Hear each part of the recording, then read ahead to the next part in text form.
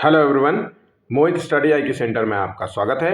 आज हम SST paper 2 का जो टॉपिक है वो है यूरोपीय कंपनियों का भारत आगमन। ये एक हिस्ट्री चैप्टर है, क्लास नंबर 10 है। इससे पहले जो है हिस्ट्री के जो है 9 जो है चैप्टर्स जो है या फिर कह लीजिए क्लासेस जो है अपलोड किए जा चुकी हैं। बाकायदा थ्योरी, आपको थ्योरी मिलेगी, फैक्चुअल जो है थ्योरी मिलेगी, फैक्ट्स रिलेटेड थ्योरी मिलेगी, वन लाइनर थ्योरी मिलेगी, प्लस जो है एमसीक्यूज मिलेंगे जो एग्जाम में पूछे गए। तो देखिए ध्यान रखिएगा, जो पेपर 2 है एसएसटी का, यहाँ पे जो क्वेश्चंस आते हैं वो अच्छे लेवल से आते हैं क्वेश्चंस। ऐसा नहीं है कि सतह सतह में पढ़ लो और निकल जाएगा पेपर, नहीं निकलेगा। आप अगर प्रीवियस ईयर के क्वेश्चंस देखेंगे तो क्वेश्चंस का जो लेवल है वो अच्छा खासा हाई होता है। इसके लिए आपको जो है डीप स्टडी करना पड़ता है। जब तक डीप आप नहीं पढ़ोगे, जब तक गहराई से अध्ययन नहीं करोगे, तब तक जो है ये पेपर आपका बिल्कुल नहीं निकलेगा। इसलिए इन जो है अगर आप एसएसटी के लिए जो है 60 नंबर के लिए दांव खेल रहे हैं तो आपको अच्छे तरीके से जो है सिलेबस आधारित अध्ययन करना पड़ेगा। मैंने जो है फ्री ऑफ कॉस्ट, देखिए फ्री वीडियो है, यही जो वीडियोस बाकायदा पेड बैच में बेचे जाते हैं, लेकिन मैं आपको बिल्कुल कंप्लीट नोट्स दे रहा हूं फ्री ऑफ कॉस्ट। आपको एसएसटी का जो है मेरे प्लेलिस्ट में जाइए, आप वहां से जो है मेरे वीडियोस देखिए और इन्हीं जो है क्वेश्चंस के नोट्स बनाइए। आप देखेंगे कि इस टॉपिक से अगर कोई क्वेश्चन आता है तो आपका 100% ये क्वेश्चन सही होगा। ठीक है, तो आइए शुरू करते हैं। तो जितने लोग भी एसएसटी दे रहे हैं और या फिर आपके दोस्त नॉलेज में है तो उन सबको ये वीडियो आप शेयर कर दीजिएगा। वीडियो को जो है शुरू करने से पहले प्लीज़ लाइक कर लीजिएगा। 100 लाइक का टारगेट है, लाइक्स मोटिवेशन के लिए, ताकि हम आपके लिए डेली इसी प्रकार से टॉपिक्स, क्वेश्चंस, पीवाईक्यूज सब कुछ आपको यहाँ पे मिलता है। ठीक है, चैनल को जो है ज़्यादा से ज़्यादा वीडियो को शेयर कीजिएगा और चैनल को सब्सक्राइब नहीं किया है तो प्लीज़ चैनल को भी सब्सक्राइब कर लीजिए। आप हमें कमेंट भी कर सकते हैं। आइए शुरू करते हैं, एक एक चीज़ें देखते हैं, बहुत ही सरल भाषा में सरल फैक्ट्स देखते हैं। आपको किसी भी, आपको अगर ये इतना नोट्स जो आपको दे रहा हूँ, इस नोट्स को कंप्लीट अगर आप पढ़ेंगे तो कम से कम आपको 2 से 3 जो है बुक्स, 3 एटलीस्ट बुक्स का अध्ययन करना पड़ेगा। ठीक है, और मैं आपको बिल्कुल संक्षिप्त, बिल्कुल आराम से, बहुत ही जो शब्द जो आपके लिए एग्जाम में महत्वपूर्ण है वो ही मैं आपको यहाँ पे दे रहा हूँ। ठीक है, तो यूरोपीय कंपनियों का भारत आगमन, तो पहली चीज ध्यान रखिएगा, भारत मध्यकाल में भारत और यूरोप से जो है व्यापारिक संबंध थे। ये हमें एक जनरल जो है नॉलेज की बात है। ये व्यापार मुख्यतः जो है भारत के पश्चिमी तट से लाल सागर और पश्चिमी एशिया के माध्यम से होता था। ये ध्यान रखिएगा कि जो है भारत और यूरोप के साथ जो व्यापारिक संबंध थे, इसके लिए भारत का पश्चिमी तट प्रयोग में लिया जाता था और पश्चिमी तट से होते हुए ये लाल सागर और लाल सागर और पश्चिम एशिया के माध्यम से ये होता था। अगर हम क्रम की बात करें तो सबसे पहले जो है पुर्तगाली आए थे, फिर उसके बाद डच आए थे, फिर उसके बाद अंग्रेज आए थे, फिर उसके बाद डेनिश आए थे और फिर लास्ट में आए थे फ्रांसीसी। ध्यान रखिएगा, पहले पुर्तगाली आए थे और सबसे आखिर में आए थे फ्रांसीसी। ठीक है, और डा के बीच में है अंग्रेज, ये बात याद रखिएगा। ठीक, कई बार क्रम जो है याद नहीं रहता, इसलिए मैं आपको बता दूं, जो मैं आपको फैक्ट्स बताऊंगा वो आपको अपने बिल्कुल दिमाग में ध्यान रखना है। अब देखिए भारत के समुद्री मार्ग की अगर हम बात करें तो ये रहा, देखिए मैप में ये यूरोप और पुर्तगाल यहाँ पे है। अब ये किस रास्ते से आए थे ये देख लेते हैं। तो ये रास्ता है कुछ इस तरीके से, अफ्रीका के रास्ते से होते हुए वास्को डी गामा की यात्रा के बारे में बताया जा रहा है और अटलांटिक महासागर ओशियन में यहाँ से ऐसे होते हुए ये लास्ट में जो है अफ्रीका का जो दक्षिणी तट है वहाँ से होते हुए यहाँ से जाते जाते मोजाम्बिक चैनल से होते हुए कुछ इस प्रकार से जो है भारत के जो है क्षेत्रों में आपको देखने को मिलता है। भारत में पहली बार जो है ये कालीकट बंदरगाह में जो है देखने को मिलता है। ठीक है, ये मैप इसलिए दिया गया है, सिर्फ केवल एक नज़र से आप याद रखेंगे कि किस रास्ते में आए थे, बस इतना जो है आपको ध्यान रखना है। इसका कोई खास उद्देश्य नहीं है, लेकिन बस केवल एक जो है दिमाग में रहता है ना कि किस रास्ते से आते हैं। कई बार जो है चीज़ें डिफरेंट तरीके से आ जाती हैं तो आपके लिए आसान रहता है। कंपनियां जो है, पुर्तगाल जो है जब आए थे तो इन्होंने 1498 में सबसे पहली जो है यहाँ पे इनका आगमन वर्ष था। अंग्रेजों का 1600 में था। ठीक है, डच का 1602 में था। ये ईस्ट इंडिया कंपनी की स्थापना की बात कर रहे हैं, डच ईस्ट इंडिया कंपनी की स्थापना हुई थी 1602 में डच ने पहली बार। ठीक है, अंग्रेजों ने 1600 में की थी, डेनिस ने 1616 में की थी और फ्रांसीसी ने 1664 में की थी। ये बहुत ही इंपॉर्टेंट है, इसको एक जगह नोट कर लीजिएगा, आपके लिए एग्जाम के लिए महत्वपूर्ण रहेगा। अब एक एक करके जो है चीजें देख लेते हैं। तो देखिए, पहली बार जो पुर्तगाली था जिसका नाम था वास्को डिगामा, 1498 ईसा में ये भारत के पश्चिमी तट पर, ध्यान रखिएगा कहां पर, पश्चिमी तट पर केरल के कोझिकोड कालीकट बंदरगाह में पहुंचा था। ये लाइन आपको बिल्कुल अच्छे तरीके से रटी होनी चाहिए। कालीकट जो कि कोझिकोड था, इसका जो शासक था जमोरिन, इसने वास्को डिगामा का स्वागत किया था। उसके बाद दूसरा जो पुर्तगाली यात्री था, जिसे कहते हैं पेड्रो अल्ब्रेज कैब्राल, ये 1500 ईस्वी में आया था, ये भारत आया था। 1503 में पुर्तगालियों ने कोचीन में पहली जो है दुर्ग की स्थापना की थी। अब ये सबसे इंपॉर्टेंट होगा कि पुर्तगालियों ने सबसे पहले अपनी जो है दुर्ग की स्थापना कहां पे की थी, तो कोचीन में की थी। ठीक है, कब की थी, 1503 में की थी। ठीक, नेक्स्ट, जो पहला पुर्तगाली गवर्नर था उसका क्या नाम था, तो फ्रांसिस्को डी अल्मेडा, ये गवर्नर था, जो कि इसका कार्यकाल था 1505 से 1509 में। तो ये प्रथम पुर्तगाली गवर्नर था जो कि 1505 में भारत आया था। 1508 में अल्मेडा ने टर्की, गुजरात और मिस्र की संयुक्त सेना को पराजित कर द्वीप पर अधिकार किया था, ध्यान रखिएगा। ठीक है, नेक्स्ट, अल्फांसो डी अल्बुकर्क जो है 1509 में आया था, इसे दूसरे गवर्नर के रूप में इसे नियुक्त किया गया था। भारत में पुर्तगाली साम्राज्य का वास्तविक संस्थापक इसे ही माना जाता है। अब इस लाइन को आपको लिख लेना है। 1510 ईसा में बीजापुर के शासक, ये बात आप नोट कर लीजिए, बीजापुर के शासक जो थे आदिल शाह, जो है गोवा, आदिल शाह से इसने गोवा को छीना था और पुर्तगीज जो है व्यापारिक केंद्रों की राजधानी बनाई थी। तो आपसे अक्सर एग्जाम में क्वेश्चन पूछा जाता है, किस पुर्तगाली शासक ने बीजापुर के शासक आदिल शाह से गोवा छीना था, या फिर आपसे क्वेश्चन पूछा जाता है कि बीजापुर के जो है किस शासक से जो है गोवा को छीन लिया था पुर्तगालियों ने। तो आपको नाम याद रखना है, आदिल शाह, बीजापुर का शासक, गोवा छीना था, कब छीना था, 1510 में। इतनी चीजें आपको यहाँ पे फैक्ट्स के रूप में याद होनी चाहिए। इसी ने क्या भारत में पुर्तगालियों की संख्या में वृद्धि करने के उद्देश्य से, स्थायी बस्तियां बसाने के उद्देश्य से पुर्तगालियों को भारतीय महिलाओं के साथ विवाह करने के लिए प्रोत्साहित किया था। तो ध्यान रखिएगा, जो भारत में पुर्तगालियों की संख्या बढ़ाने के उद्देश्य से इसने भारतीय महिलाओं से विवाह करने वाला जो है प्रस्ताव रखा था। ठीक है, अब आ जाते हैं नेक्स्ट पॉइंट की ओर, जो बहुत ही इंपॉर्टेंट है।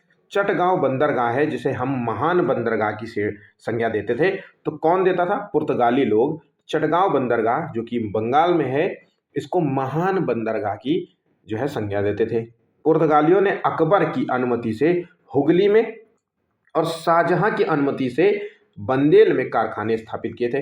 नोट कर लीजिएगा, आपसे पूछेगा, तो पुर्तगालियों ने किसकी अनुमति से हुगली में कारखाने स्थापित किए थे, तो आपको पता होना चाहिए कि अकबर की अनुमति से इसने हुगली में ये कारखाने स्थापित किए थे। पुर्तगालियों ने कार्टेज अल्मेडा काफिला पद्धति, अब ये काफिला किससे संबंधित है, पुर्तगालियों से संबंधित है। इस पद्धति के द्वारा भारतीय तथा अरबी जहाजों को परमिट के बिना अरब सागर में प्रवेश देने से मना किया गया था। तो ये जो पद्धति थी, ये इसका संबंध पुर्तगालियों से है और भारतीय और अरबी जहाज परमिट के बिना जो है अरब सागर में प्रवेश नहीं कर पाते थे। ठीक है, पुर्तगाली जो है मालाबार तट, कोंकण तट, यहां से सबसे ज्यादा जो है काली मिर्च का व्यापार करते थे। मालाबार तट से जो है ये अदरक, दालचीनी, चंदन, हल्दी, नील, इन सब का निर्यात करते थे। आमतौर पे पुर्तगाली जो है यहाँ पे मसालों के व्यापार के उद्देश्य से आए थे। व्यापार का इनका मूल जो है लक्ष्य था कि व्यापार करना है इनका, ठीक है, और यहाँ से कच्चा जो माल था वो लेके जाते थे। आमतौर पे कच्चे जो मसाले होते थे, काली मिर्च, अदरक, दालचीनी, हल्दी, इस तरीके की चीजें ये ज्यादा लेके जाते थे। सबसे इंपॉर्टेंट यहाँ पे नोट्स ये है कि पुर्तगालियों ने जो है गोवा और दमन और दीव पर 1961 तक शासन करते रहते, मतलब भारत जब आजाद हुआ था उसके बाद तक जो है पुर्तगालियों का इस दो द्वीपों पर, गोवा और दमन द्वीप, इन पर जो है शासन बना रहा था 1961 तक। तो ये बहुत ही इंपॉर्टेंट है, ठीक है। पुर्तगालियों की भारत में जो देन है उसको क्या कहेंगे? तो देखिए, तंबाकू जो है, भारत में तंबाकू की खेती प्रारंभ करने का जो श्रेय है वो पुर्तगालियों को जाता है। भारत में जो जहाज निर्माण कारखाना है वो पुर्तगालियों को जाता है, गुजरात और कालीकट। 1556 में गोवा में पहली प्रिंटिंग प्रेस की शुरुआत हुई थी। 1556 में गोवा में, बहुत बहुत इंपॉर्टेंट है। गोथिक स्थापत्य कला, इसका संबंध किससे है? तो इसका संबंध पुर्तगालियों से है। पुर्तगालिक जो है ये कला है। पपीता, अनानास, लीची, आलू, मूंगफली, काजू, बादाम, इस तरीके की जो खेती है ये पुर्तगालियों की देन है। अगर भारत में आज भी पपीते की खेती, अनानास, लीची, मूंगफली, काजू, बादाम, ये सब आपको देखने को मिलता है, तो ये पुर्तगालियों के कारण है, ठीक है। पुर्तगालियों के पतन का क्या कारण था, इसको जान लेते हैं। तो देखिए, भारतीय जनता के प्रति एक तो धर्म विरोधी कार्य करना, ये इसका मूल कारण था। गुप्त रूप से व्यापार करना, डकैती करना, लूटपाट करना, और अन्य व्यापारिक जो है, अन्य यूरोपीय जो है व्यापारिक कंपनियों से प्रतिस्पर्धा, जैसे कि डच आ गए और अंग्रेज आ गए, डेन आ गए, फ्रांसीसी आ गए। तो जैसे जैसे व्यापार बढ़ने लगा, है ना, तो वैसे वैसे जो है प्रतिस्पर्धा होने लगी और धीरे धीरे लड़ाई झगड़ा ये सब होने लगा। तो इससे जो है पतन का कारण है। हालांकि जो है पुर्तगालियों के पतन का एक मूल जो कारण जानते हैं वो यही है, गुप्त रूप से व्यापार करना, या फिर जो है, चूंकि पुर्तगालियों की क्या था, जो क्या बोलते हैं,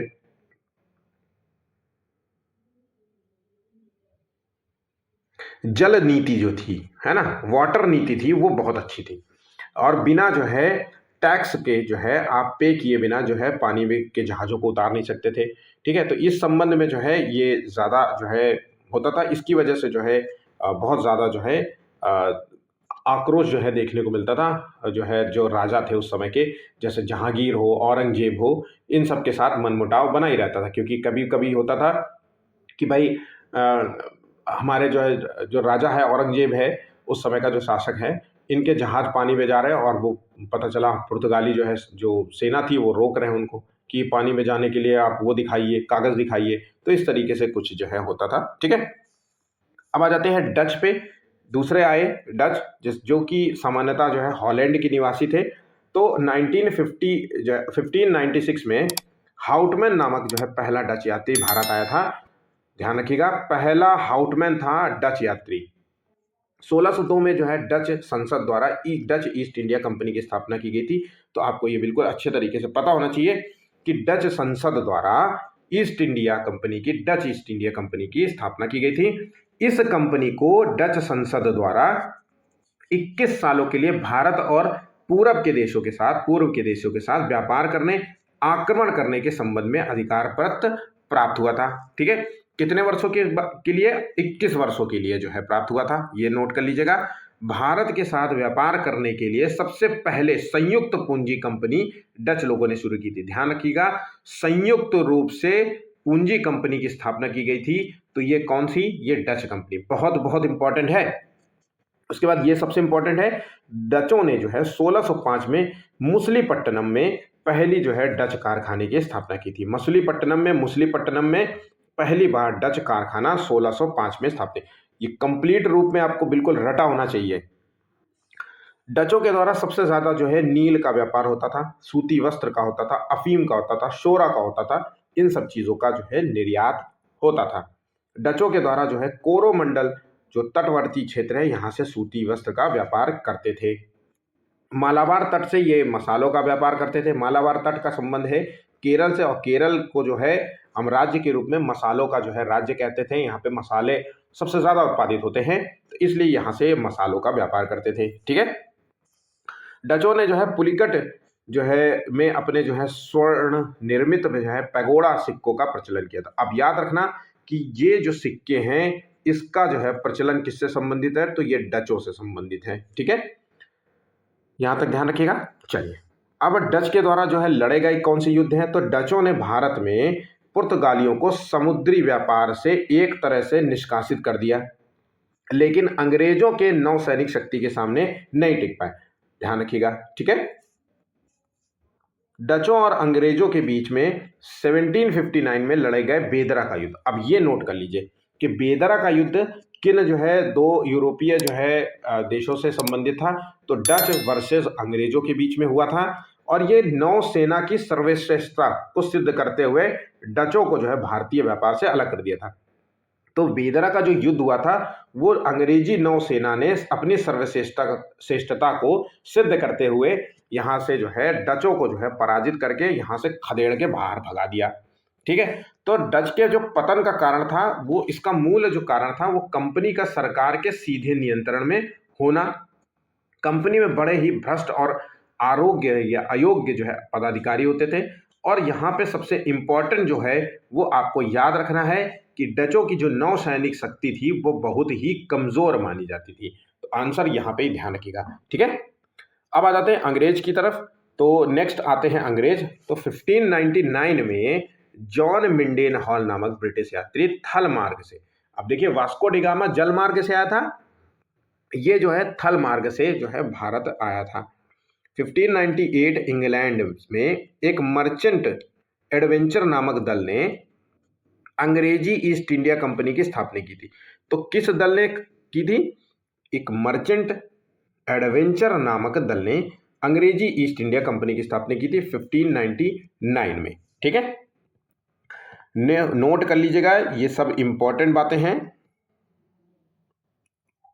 1600 में जो है ब्रिटेन की महारानी एलिजाबेथ टेलर प्रथम, एलिजाबेथ जो है प्रथम ने ईस्ट इंडिया कंपनी को पूर्व के साथ व्यापार करने के लिए 15 सालों के लिए जो है अधिकार पत्र प्रदान किया था। तो 1600 में क्या था कि एलिजाबेथ जो प्रथम थी, उन्होंने ईस्ट इंडिया कंपनी को पूर्व के देशों के साथ व्यापार करने के उद्देश्य के लिए 15 सालों का जो है एक अधिकार पत्र प्रदान किया था। ये आपको बिल्कुल अच्छे तरीके से पता होना चाहिए कि कितने सालों के लिए, 15 सालों के लिए। 1608 में जो इंग्लैंड के राजा थे वो जेम्स प्रथम थे, इसके दूत थे कैप्टन हॉकिंस।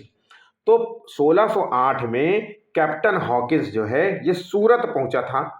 ठीक है, और ये कहाँ पहुंचा था, किसके दरबार पहुंचा था? तो ये जहांगीर के दरबार में पहुंचा था। ये जहांगीर का दरबार कहाँ लगा था? ये आगरा स्थित जो है, आगरा में दरबार था, वहां पे ये कैप्टन हॉकिंस पहुंचा था। ठीक है, और कैप्टन हॉकिंस जो है चूंकि थोड़ा सा डॉक्टरी पेशे वाला था, तो हॉकिंस जहांगीर की जो शायद बेटी थी, है ना, उसको बड़ी फीवर था, और फीवर था तो हॉकिंस ने जो है उसके पास जो दवाइयाँ थी वो दे करके उसकी बेटी का जो है फीवर छुड़ा दिया था, मतलब फीवर ठीक हो गया था, बुखार सही हो गया था। तो इससे बड़ा खुश हो गया था, उसका व्यवहार से बड़ा खुश हुआ।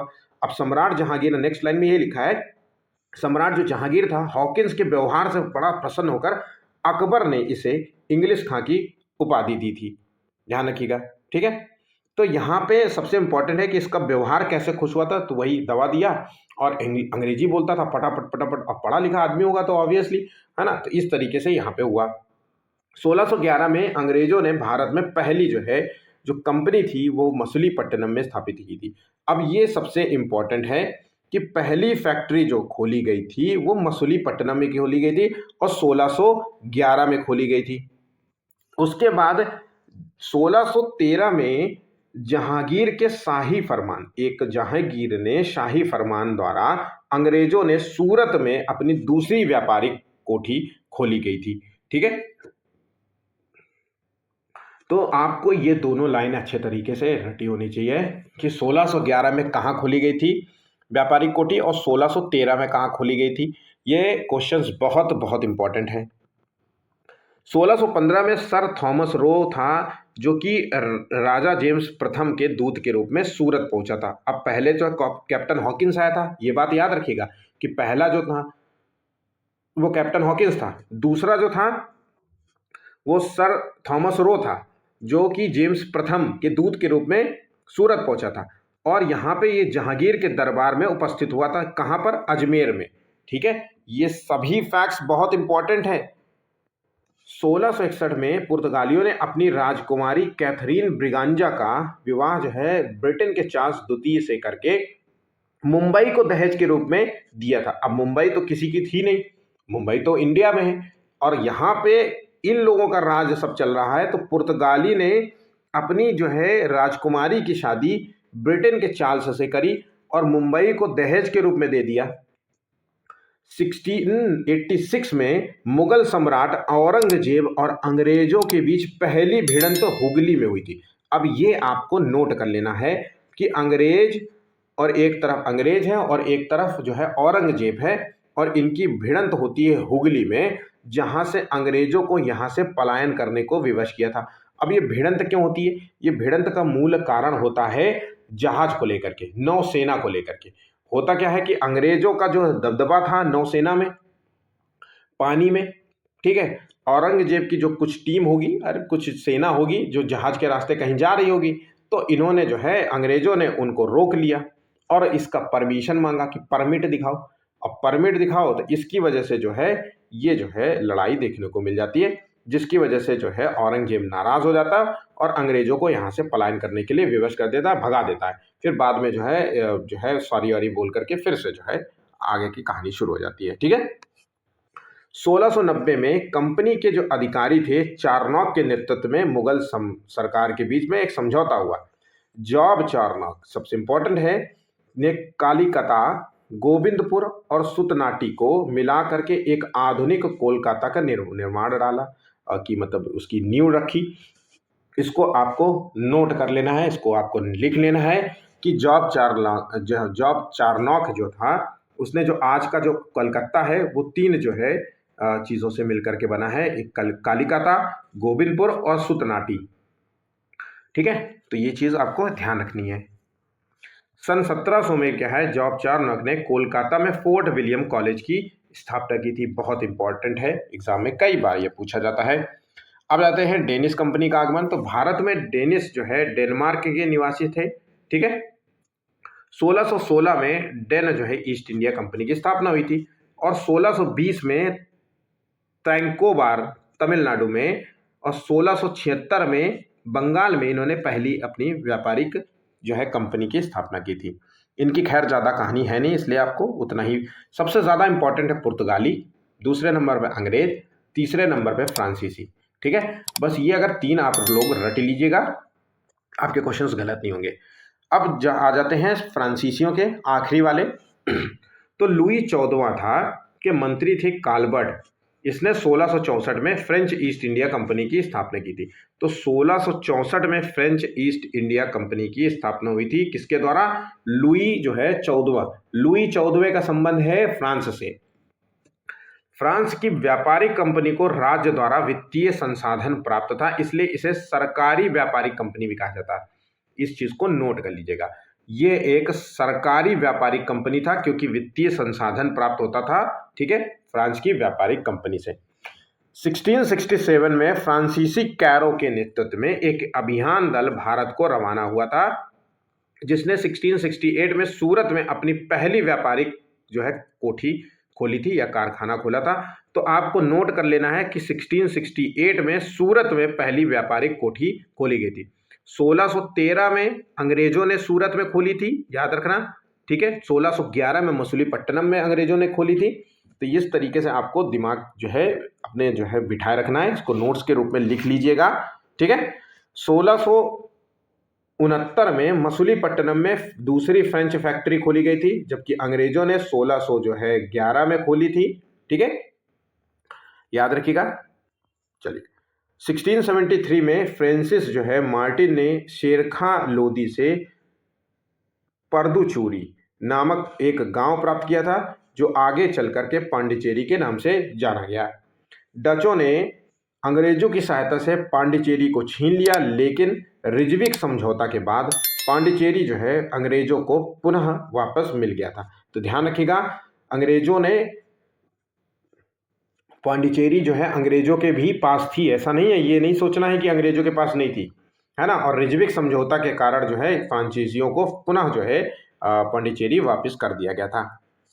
1742 के बाद फ्रांसीसी व्यापारिक लाभ कमाने की तुलना में राजनीतिक उद्देश्यों की पूर्ति की दिशा में आगे बढ़ने लगे, जिसका परिणाम स्वरूप यह हुआ कि अंग्रेज और फ्रांसीसियों के बीच में युद्ध प्रारंभ हो गया। तो यहाँ पे ज़्यादा लाभ की वजह से जो है दोनों जो है यूरोपीय देशों के बीच में युद्ध आपको देखने को मिलता है। और यहाँ पे जो युद्ध है ये बहुत ही, ये युद्ध जो है कर्नाटक युद्ध के नाम से जाना जाता है। तो तो अंग्रेज और फ्रांसीसियों के बीच में जो युद्ध हुआ है वो उसे कर्नाटक युद्ध के नाम से जानते हैं। इस चीज को आपको याद रखना है, ठीक है। पहला कर्नाटक युद्ध जो हुआ था वो 1746 में था और आखिर तक चला था 48 तक।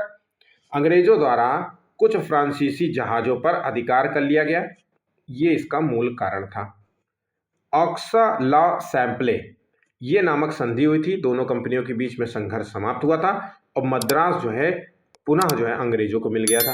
तो एक्सा लॉ सैप्ले जो है संधि से जो है ये युद्ध समाप्त हुआ था, पहला कर्नाटक युद्ध समाप्त हुआ था। दोनों जो है कंपनियों के बीच में जो है संघर्ष समाप्त हुआ था और मद्रास जो है वो जो है अंग्रेजों को पुनः वापस मिल गया था। दूसरा कर्नाटक युद्ध था, यह युद्ध जो है कर्नाटक के नवाबी को लेकर के संघर्ष हुआ था। इस युद्ध में अंग्रेजों का प्रभाव बढ़ा और फ्रांसीसी सेना के जो है आत्मसमर्पण कर दिया। पांडिचेरी की जो है संधि से दोनों कंपनियों के बीच में संघर्ष समाप्त हुआ।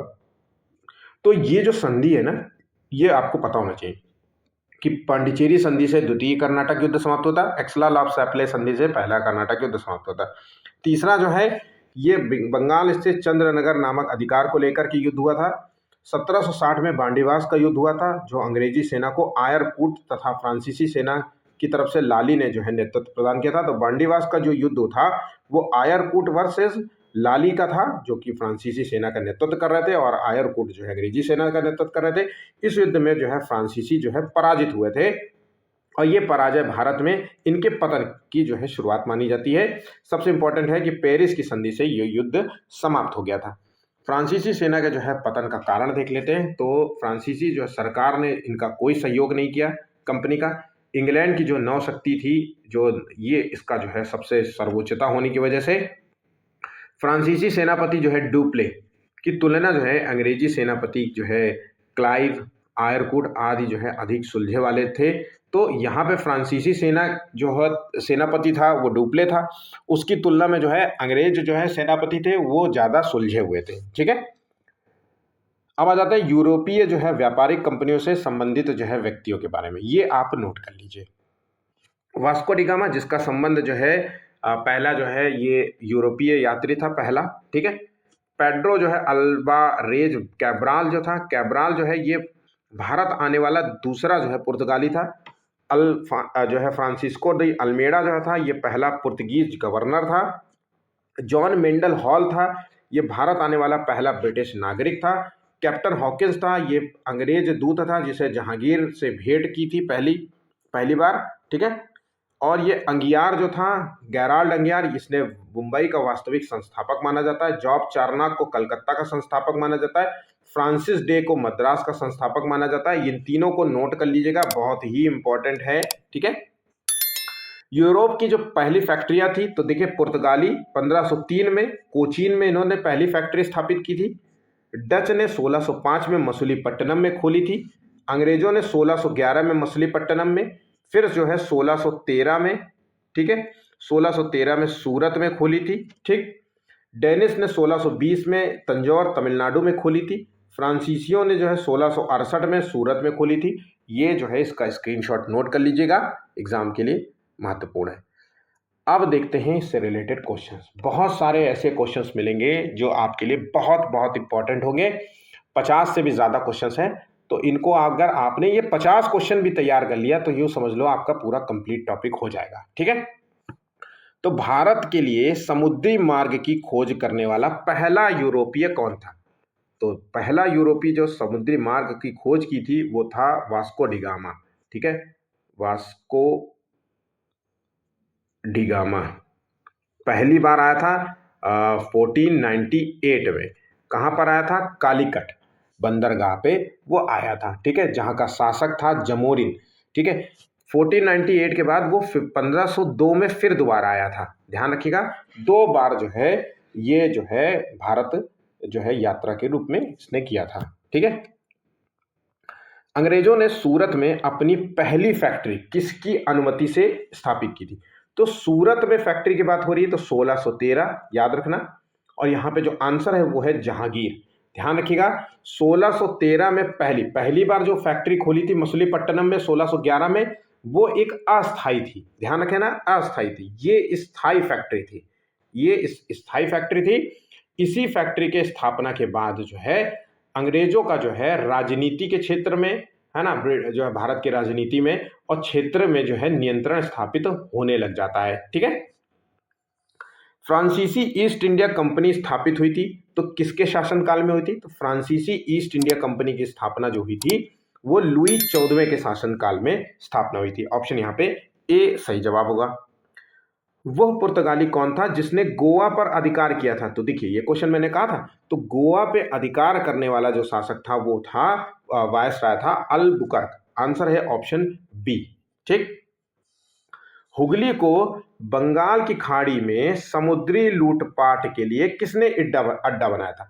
तो देखिए सबसे ज्यादा जो लूटपाट करते थे ये पुर्तगालियों ने, यही इनके पतन का कारण भी बना था। ठीक है, ध्यान रखिएगा ये क्वेश्चन सब इंपॉर्टेंट ही है, मैंने बहुत ही ध्यान से पेपर में ये सभी क्वेश्चंस दिए हैं, वही दिए हैं जो एग्जाम में महत्वपूर्ण है। ठीक है, भारत में ईस्ट इंडिया कंपनी का पहला गवर्नर जनरल, तो भारत में अगर ईस्ट इंडिया कंपनी की बात करें तो पहला गवर्नर जनरल बनता है वो है वॉरेन हेस्टिंग। ऑप्शन यहाँ पे सी सही जवाब होगा।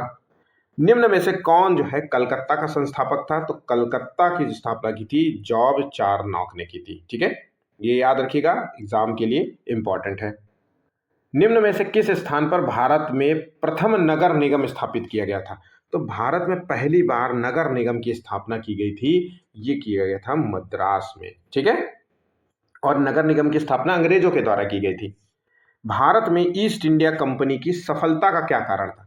तो देखिए भारत में ईस्ट इंडिया की जो सफलता का मूल कारण है, वो एक तो भारत में राष्ट्रीय भावना की कमी थी। अब भाई राष्ट्रीय भावना की तो कमी देखने को मिलेगी, लोग यहाँ जात पात में टिके हुए थे, है ना, कोई किसी के लिए कार्य नहीं करता था, सब जो है बटे हुए थे, कोई जात में बटा हुआ है तो कोई अमीरी गरीब में बटा है।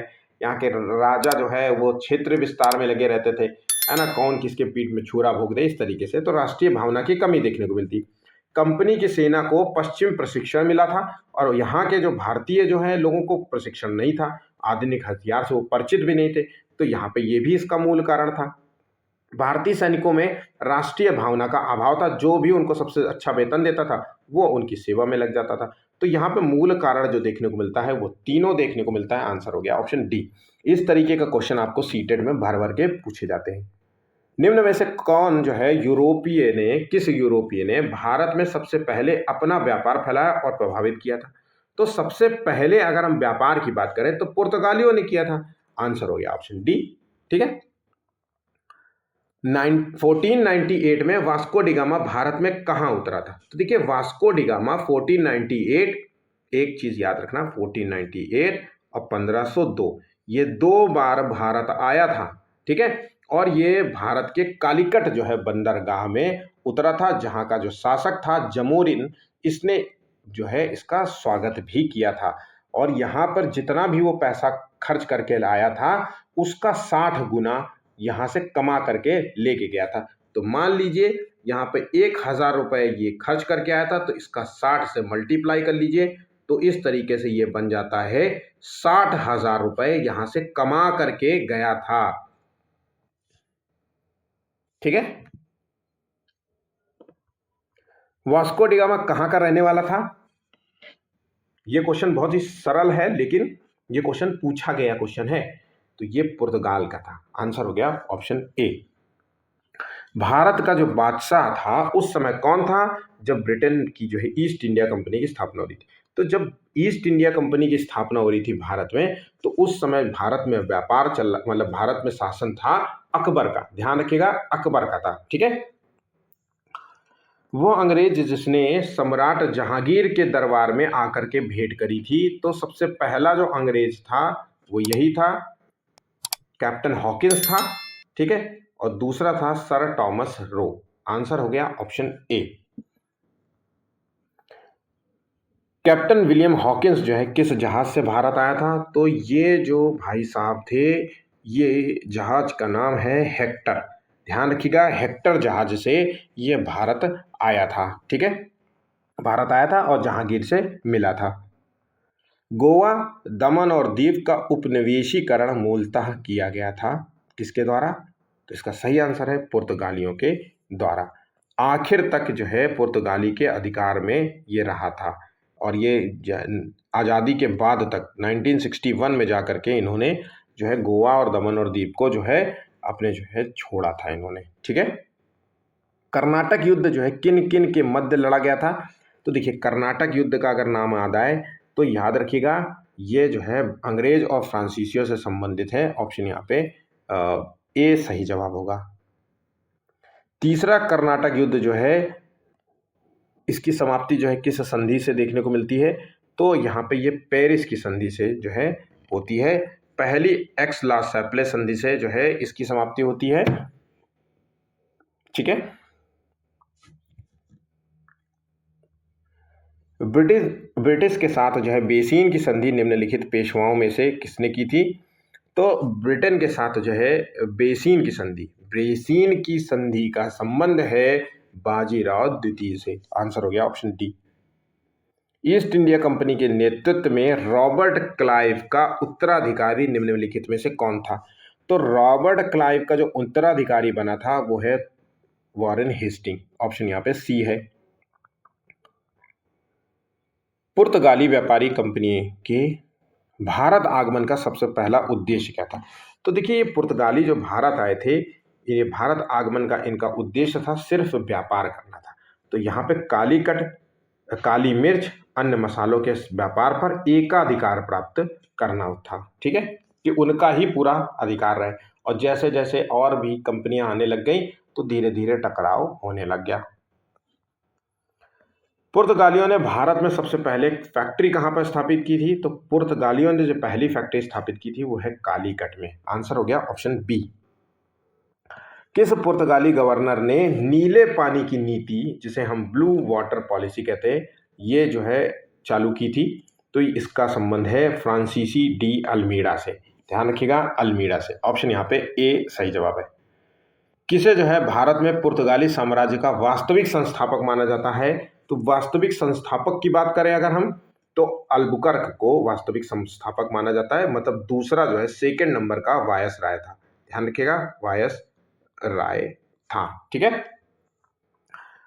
पुर्तगाली उपनिवेश का प्रथम गवर्नर भारत में कौन था? तो पुर्तगाली उपनिवेश का पहला गवर्नर, ठीक है, तो 25वें का आंसर है वही अल्मीडा, जिसने जो है ब्लू वाटर पॉलिसी लागू की थी, जल नीति। निम्न में से किस अंग्रेज ने पुर्तगालियों को सौली के स्थान पर हराया था? अब ये बहुत इंपॉर्टेंट क्वेश्चन है। अगर आप जो है एसएसटी का पेपर देखेंगे तो ये क्वेश्चन आपको देखने को मिल जाएगा। यहाँ पे 26वें का आंसर है थॉमस बेस्ट ने। बेस्ट था इसलिए इसने वहां पे हरा दिया था, ऐसे याद कर लीजिए। ठीक है। निम्नलिखित में से जो है पहला कर्नाटक युद्ध का कौन सा तत्कालिक कारण था? तो पहला जो कर्नाटक युद्ध था वो है अंग्रेजों के द्वारा फ्रांसीसी जहाजों का अधिग्रहण। 27वें का देखिए आंसर है ऑप्शन डी। एक्स ला सैप्ले संधि से ये जो है युद्ध समाप्त हुआ था और जो है मद्रास जो है अंग्रेजों को पुनः ये वापस कर दिया गया था। ठीक है। किसे जो है जहांगीर ने खान की उपाधि दी थी? तो खान की उपाधि दी थी वो है कैप्टन हॉकिंस को। पहला मिलने वाला आदमी था जो कि आगरा में मिला था। ध्यान रखिएगा, सर टॉमस रो जो था वो जो है अजमेर में मिला था। ठीक है, जहांगीर के दरबार में आया था। ये बातें आपको याद रखनी है। उस क्षेत्र की पहचान करें जहां से यूरोप वासियों का सर्वोत्तम सोरा और अफीम प्राप्त होता था। देखिए, ध्यान रखिएगा, यूरोप वासियों के लिए सबसे ज्यादा अफीम का व्यापार होता था, वो कहां से होता था? तो 29 का आंसर है बिहार। ध्यान रखिएगा, आंसर हो गया ऑप्शन ए, अपना बिहार। भारत में तंबाकू का प्रचलन का श्रेय किसको जाता है? तो पुर्तगाली को जाता है। आंसर हो गया ऑप्शन बी। भारत में पहली जो है प्रिंटिंग प्रेस की स्थापना कब की गई थी? तो 1556 में जो है पहली प्रिंटिंग प्रेस लगाई गई थी और वो लगाई गई थी गोवा में। और इसे कौन लेकर के आया था? इसे लेकर आए थे पुर्तगाली। ऑप्शन यहाँ पे ए सही जवाब होगा। पुर्तगाली उपनिवेशक गोवा दमन द्वीप को किस वर्ष जन आंदोलन के बल पर भारत सरकार ने भारतीय गणराज्य से विलय कर लिया था? ध्यान रखिएगा, पुर्तगालियों के पास जो है गोवा और दमन द्वीप का अधिकार था आजादी के बाद तक। और 1961 तक जो है इन्होंने अपने ऊपर अधिकार बनाए रखा, मतलब गोवा और दमन द्वीप पर। फिर बाद में जन आंदोलन के जो है आधार पर इसको जो है अपने जो है भारतीय गणराज्य में मिला लिया था। ठीक है। भारत से भारतीय वस्त्रों को प्रमुख निर्यात की वस्तु बनाने का श्रेय किसे जाता है? तो यहाँ पे 33वें का आंसर है फ्रांसीसियों को। ठीक है।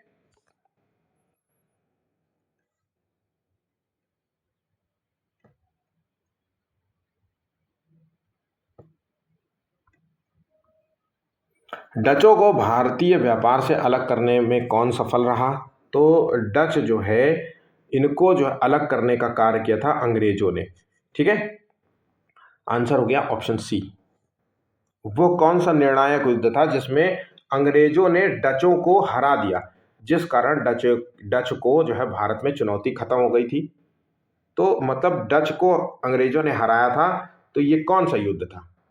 तो यहाँ पे 35वें का आंसर है बेदरा का युद्ध। ध्यान रखिएगा, बेदरा के युद्ध में डच जो है हार गए थे और इनका बुरिया बिस्तर यहीं से समाप्त हो गया था। ठीक है। डचों ने जो है अपनी पहली फैक्ट्री जो कि 1605 में ये कहाँ स्थापित की थी? तो डच की जो पहली फैक्ट्री हुई थी वो है मसूलीपट्टनम में। अंग्रेजों ने मसूलीपट्टनम में 1611 में खोली थी। सूरत में अंग्रेजों ने 1613 में खोली थी। ये बात आप याद रखिएगा। अस्थाई फैक्ट्री थी, इस चीज को भी नोट कर लीजिएगा। और सूरत में पहली स्थाई फैक्ट्री थी। ठीक है। इसके बाद जो है यहीं से इनकी सत्ता पर नियंत्रण देखने को मिल जाएगा। दिसंबर 1600 को किसने एक रॉयल चार्टर राजकीय अधिकार पत्र जारी करके ब्रिटिश ईस्ट इंडिया कंपनी को पूर्व देशों के साथ व्यापार करने का एकमात्र अधिकार दिया और 15 सालों के लिए अधिकार, 15 वर्षों के लिए अधिकार मिला था? तो 37 का ये है रानी एलिजाबेथ प्रथम ने। ठीक है। 1661 में पुर्तगाल के राजा ने अपनी बहन कैथरीन बेगांजा की शादी इंग्लैंड के राजा चार्ल्स द्वितीय से की थी। इस उपलक्ष्य में कौन सा भारतीय द्वीप चार्ल्स द्वितीय को दहेज के रूप में दिया गया था? तो ये द्वीप था बंबई। बंबई दहेज के रूप में दिया गया था। बहुत ही इंपॉर्टेंट क्वेश्चन है। किस बादशाह के आदेश पर मुगल सेना ने 1686 में हुगली पर आक्रमण करके अंग्रेजों को निकाल दिया था? तो औरंगजेब जो है ने जो है मतलब अंग्रेजों से जो है गुस्सा होकर के जो है इसको हुगली से बाहर कर दिया था। ठीक है। फिर इसके बाद जो है माफी मांग करके फिर जो है अपना काम शुरू कर दिया था।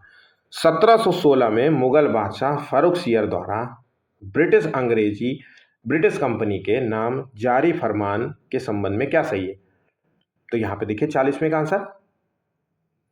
तो इसके द्वारा कंपनी को केवल 3000 रुपए के वार्षिक खराज पर निःशुल्क व्यापार करने का अधिकार मिला था। इसके द्वारा कलकत्ता के आसपास के गांव को किराए पर खरीदने की अनुमति मिली थी और इसके द्वारा बंगाल में शाही मुद्रालय में सिक्का ढालने की जो है अनुमति मिली थी। तो यहाँ पे उपरोक्त में से सभी आंसर हो गए। ठीक है।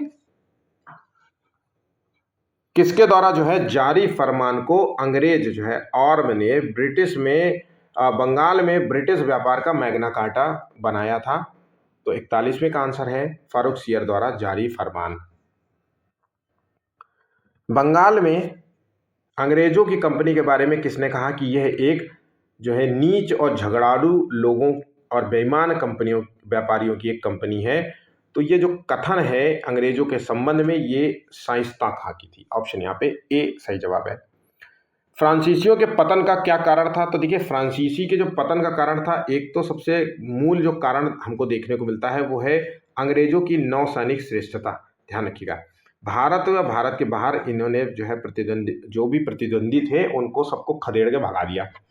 दूसरा, फ्रांसीसी सरकार के जो है समर्थन का अभाव था। ठीक। तीसरा जो है फ्रांसीसी कंपनी का दुर्बल जो है संगठन था। तो इस तरीके से हम देखें तो ऑप्शन यहाँ पे डी सही जवाब देखने को मिल जाता है। पहला कर्नाटक युद्ध की समाप्ति किस जो है संधि से हुई है?